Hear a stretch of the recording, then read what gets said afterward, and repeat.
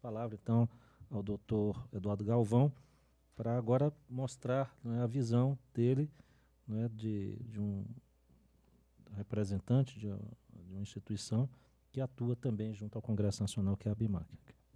Tá bom. Boa tarde a todos. Quero inicialmente agradecer ao professor Helder Rebouças pela oportunidade de estar aqui no ILB, no Senado Federal, para discutir um tema que é tão importante e que é tão oportuno. E, mais do que isso, fazê-lo ao lado de pessoas do mais alto gabarito, que são o professor Murilo Aragão e o professor Luiz Alberto.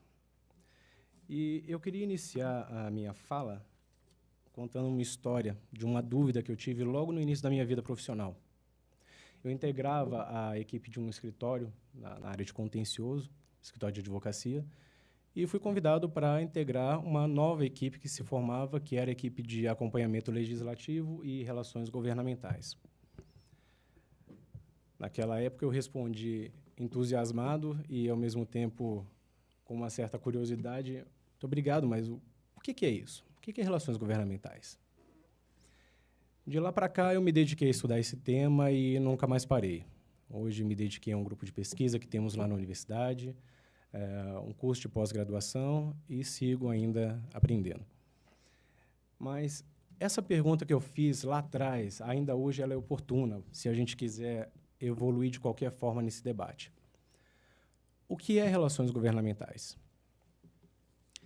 Inicialmente, eu acho importante dizer que o termo lobby ele já não serve mais a nenhum propósito.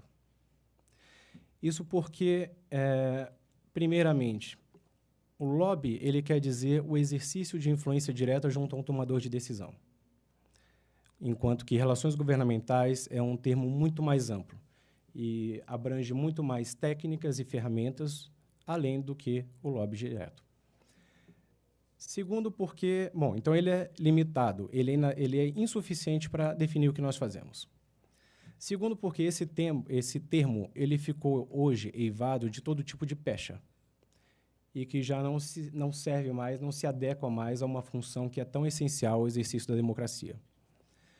Então, é por isso que, seguindo a tendência internacional, nós, profissionais da área, preferimos abandonar o termo lobby e utilizar o termo relações governamentais para definir o que nós fazemos. Bom, a atividade de relações governamentais ela é extremamente complexa. Não se trata somente de elencar demandas de uma organização ou de um grupo social e submeter esses pleitos ao poder público, dizendo, poder público, administração, eu preciso disso. Não. Nós, profissionais, nós atuamos nas duas pontas do processo. Nós somos capazes de identificar os planos de governo, as propostas legislativas e identificar nelas riscos e oportunidades para os grupos sociais, para a sociedade em si. Nós também somos capazes de criar agendas propositivas, levando ao poder público as nossas demandas, que se alinhem aos propósitos do governo, às propostas legislativas em tramitação. Você pode colocar o primeiro slide, por gentileza? A ABRIG, que é a associação que representa os profissionais da área, ela define relações governamentais como a atividade pela qual os atores sociais e econômicos fazem chegar aos tomadores de decisão política a sua visão sobre a matéria, com o intuito de mitigar riscos econômicos, sociais, institucionais ou operacionais. 2. Oferecer modelo mais equilibrado. 3. Apresentar sugestões para o melhoramento da proposição. 4. Apresentar fatos, dados e informações importantes para subsidiar a tomada de decisão.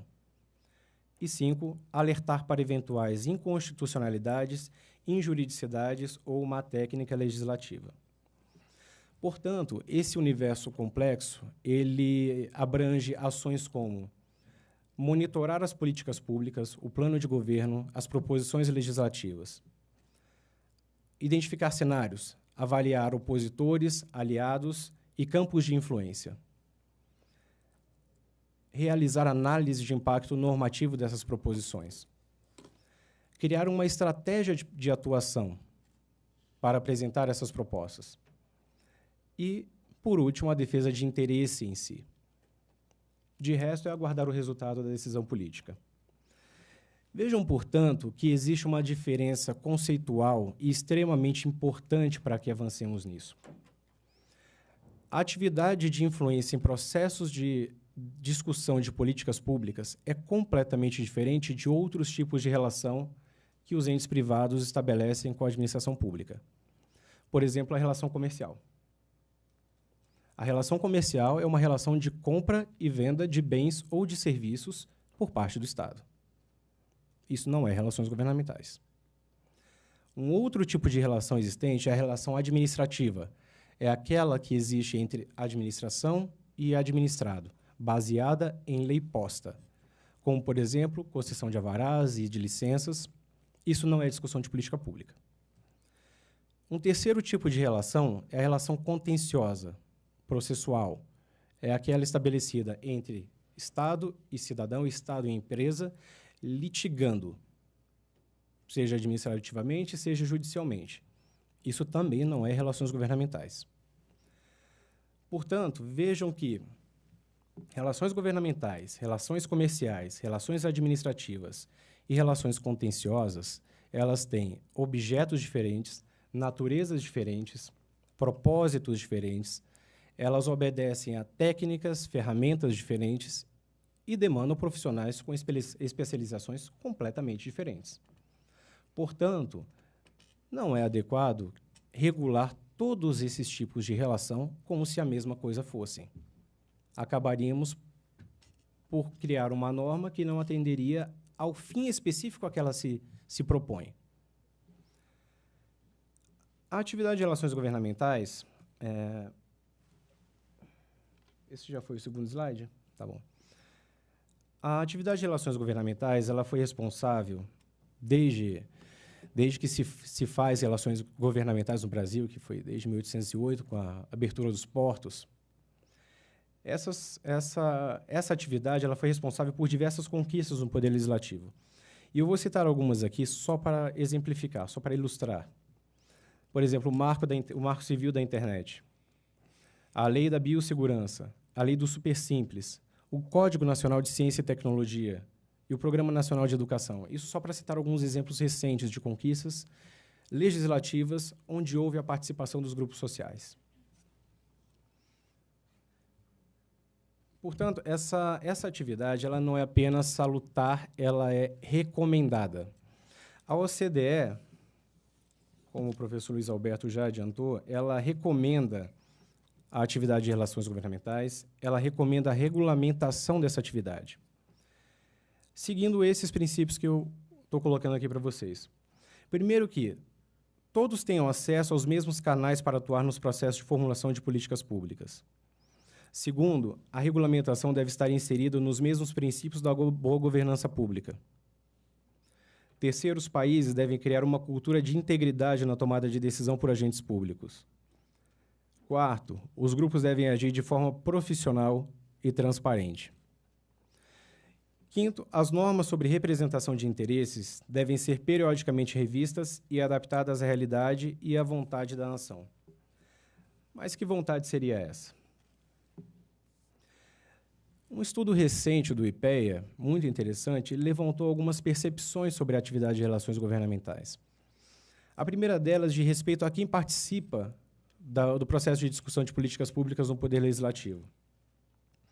E o resultado dessa pesquisa levantou que mais da metade dos participantes desse processo são membros da sociedade civil organizada, representando 56,9%. Mas mais de um terço dos participantes no processo legislativo são representantes de órgãos do Estado. Esse restante 7,7% está dividido entre outros, mas o importante aqui é identificar como a própria administração pública também participa do debate no legislativo. O segundo ponto interessante que foi levantado pela pesquisa diz respeito às consequências, aliás, às convergências das opiniões sobre as consequências de uma regulamentação. 57% dos entrevistados discordam que haveria restrições a grupos menos poderosos. 55,4% acreditam no equilíbrio de influência entre grupos. 63% acreditam na diminuição da assimetria de informação entre grupos participantes do processo. 75,4% acreditam que a regulamentação trará aumento da transparência. E quase 65% acreditam que haverá diminuição do risco de corrupção. Portanto, a gente pode identificar aqui o que é que a sociedade espera dessa regulamentação. Acontece que os projetos de lei que hoje tramitam no Congresso, eles têm um foco insuficiente. Os projetos de lei que hoje tramitam no Congresso Nacional, eles focam única e exclusivamente na figura indefinida ainda do lobista. Eles focam no agente privado. Vejam vocês que, para regular os agentes privados, hoje existem as leis de defesa da concorrência e a lei da empresa limpa. Para regular os agentes públicos, nós hoje já temos a lei de conflito de interesse e o Código de Conduta da Auto-Administração Pública. Então, vejam que já existem leis regulando essas duas pessoas na relação. O que falta é uma lei regulando a relação em si. E regulando de que forma? Para garantir essas expectativas que a sociedade tem. São expectativas de transparência, de accountability, de acesso. Portanto, a regulamentação que a gente espera, ela deve ter o foco na distinção entre o que é relações governamentais e outros tipos de relação, focando na relação para a discussão de políticas públicas e trazendo essas expectativas que seriam de transparência, de accountability e de acesso, de isonomia no tratamento. Só para terminar a minha fala, professor Helder, existem situações onde, na discussão de política pública, apenas uma parte, uma perspectiva é chamada para discussão. Vejam vocês que em alguns foros de discussão, por exemplo, em políticas de relações trabalhistas, apenas ou empregadores foram chamados ou empregados foram chamados para discutir. Esse tipo de relação ele deve ser isonômico. Todos os vieses, todas as perspectivas e todos os lados devem ter acesso, devem ser ouvidos. E o processo deve ser feito de forma transparente. Com isso, eu queria contribuir e agradecer mais uma vez, professor Helder, pela oportunidade. Muito obrigado, professor Eduardo Galvão, que está dando a visão dele, daquele que está do outro lado do balcão, nas relações com o setor público.